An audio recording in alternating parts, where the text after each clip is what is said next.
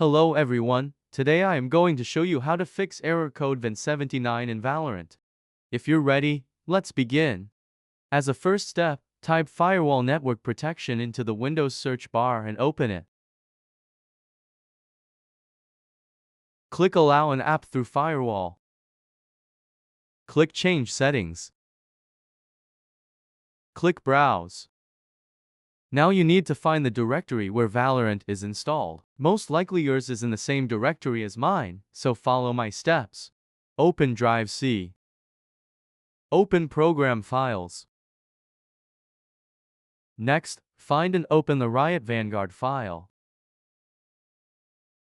Click VGC once, then click Open. Click Add. Make sure both boxes are checked. Now let's move on to the next step. Type Services into the Windows search bar and open it. Click on any of the services on this page, then press V and find VGC.